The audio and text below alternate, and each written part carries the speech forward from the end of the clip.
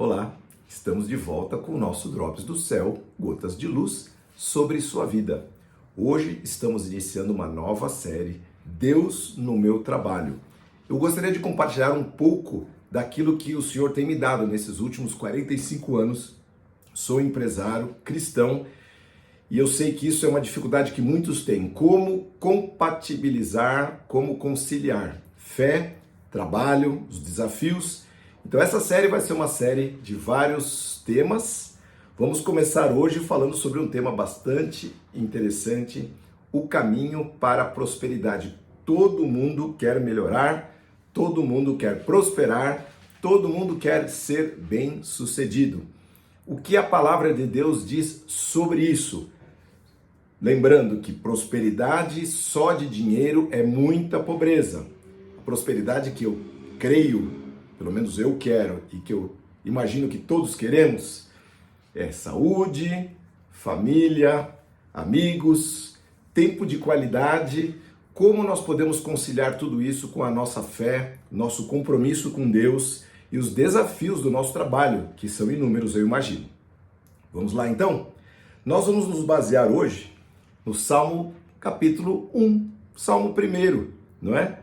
E que ele fala bem sobre esse tema. Eu vou ler a partir do verso 1. Bem-aventurado ou feliz é o homem que não anda segundo o conselho dos ímpios, dos perversos, nem se detém no caminho dos pecadores, nem se assenta na roda dos escarnecedores, daqueles que são zombadores.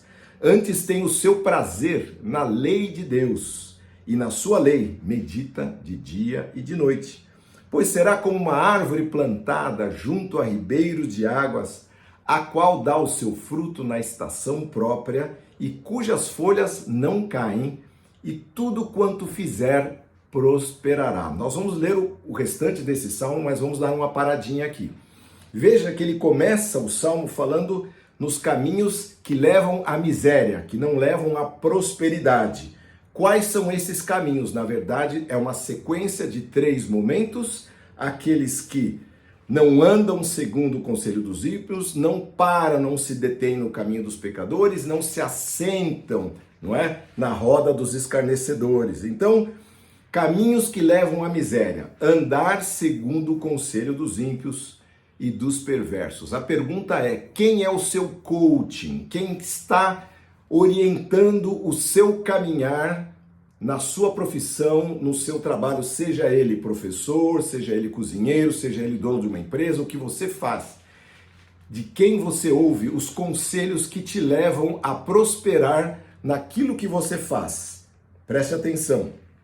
Número 2, parar e perder tempo, não é? Dar atenção, dar foco em caminhos de pecado, em caminhos desvirtuados, não é? Às vezes nós ficamos desesperados porque os nossos negócios não estão andando, e aí nós ficamos ouvindo, paramos para ouvir, não é? Aquilo que não vai prestar, coisas que não são honestas, que não têm futuro, questões sem propósito. Então preste bem atenção para você não tomar este caminho de miséria. E terceiro, caminho de miséria, se associar aos inúteis. Pessoas que jogam você para baixo, pessoas que não querem o seu caminhar, o seu ir para cima, escarnecedores, pessoas que zombam de Deus, pessoas que não acrescentam nada à sua vida, a turma da zoada, da gozação, da perda de tempo. Cuidado com eles, porque este parar e se assentar com estes te leva à miséria.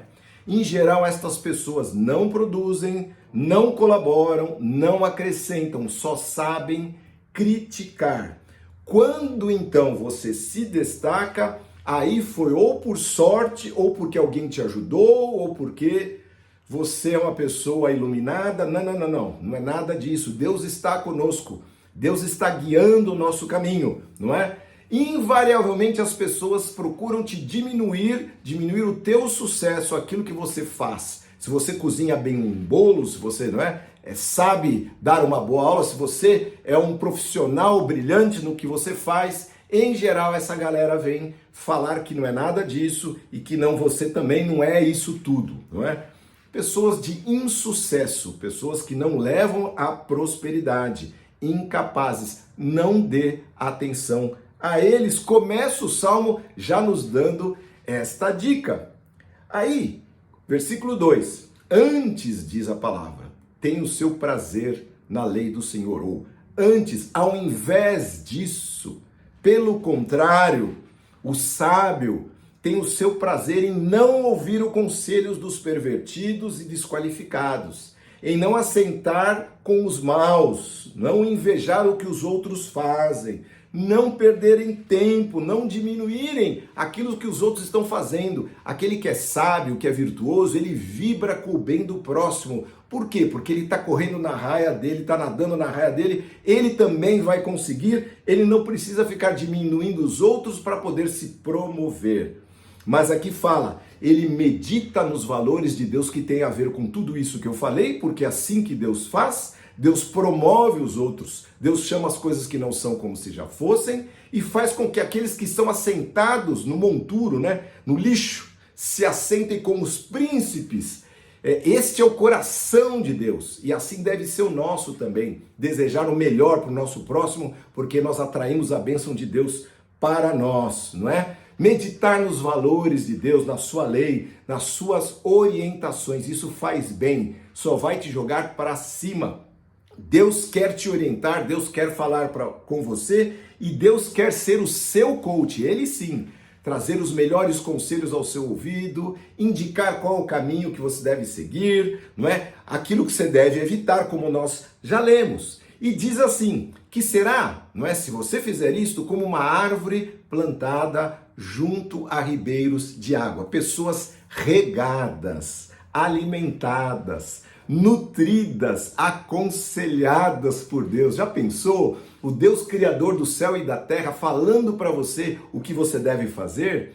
Você vai ser fortalecido, uma planta fortalecida pela seiva bendita do nosso Deus, não é? Do bem, da virtude, das boas obras e, por que não, dos frutos, não é? Porque fruto é exatamente isso. Esse Deus maravilhoso, ele abre portas que ninguém fecha e fecha portas que ninguém abre. Diz a palavra, não é? Nós lemos no texto, cujas folhas não caem. O que aparece de uma árvore? Aparecem as folhas, a ramagem, as partes aéreas da planta, aquilo que é visível aos homens, ou seja, as suas qualidades. Aquele que anda segundo o conselho de Deus e não anda segundo o conselho dos perversos, será como uma árvore plantada junto a ribeiro de água e que demonstra aos outros as qualidades que Deus tem colocado na vida dela. Pessoas humildes, honestas, retas, tudo aquilo que a seiva bendita de Deus traz, não é? Nos irrigando, nos fortalecendo para sermos um ser espiritual agradável a Deus, não é? Diz o Salmo 92, os justos florescerão como palmeiras, crescerão como cedros do Líbano, serão plantados na casa do Senhor, florescerão nos pátios do nosso Deus, mesmo na velhice, diz o Salmo, produzirão frutos, continuarão verdejantes e cheios de vida. Tá lá, Salmo 92, 12 a 15. Anunciarão, o Senhor é justo, Ele é a minha rocha, nele não há injustiça. Olha só que coisa linda. Então, mesmo na sua maturidade, quando você já tiver anos de caminhada, assim como eu, você vai continuar dizendo que Deus é bom, que Ele é justo e que foi Ele o causador da sua prosperidade, do seu caminho, não é? Diz aqui, darão fruto na estação própria, né? Plantadas com folhas verdejantes, né? E que dão fruto na estação própria, no tempo devido, né? No tempo determinado por Deus. Deus nos prepara para isso, né? Pessoas que amadurecem, que produzem bons frutos para si, para os seus próximos, para a sociedade, não é? Olha só a diferença, a continuação do Salmo que nós não lemos e agora vamos ler, verso 4, diz assim, o mesmo não acontece com os perversos, são como a palha levada pelo vento, serão condenadas quando vier o juízo de Deus. Os pecadores não terão lugar entre os justos. pois o Senhor dirige, guarda e abençoa o caminho e a vida dos justos, mas o caminho dos perversos leva à destruição, à desgraça e à morte. Olha só a diferença. Então vamos confiar que o nosso Deus tem o melhor para nós. E aí o Salmo continua e diz: tudo quanto fizer prosperará. Olha só que promessa. Tudo quanto fizer terá a bênção de Deus. O que é prosperidade, meus queridos? Lá no livro de Provérbios diz: a bênção de Deus enriquece e não acrescenta dores. Esse enriquecimento não é só o dinheiro, também é, mas não é só, não é? O dinheiro quando vem abençoado, o emprego é abençoado, o caminho, a entrada, a saída, as relações, não é? As amizades, os negócios são bênção, não é? E que abençoam a muitos também.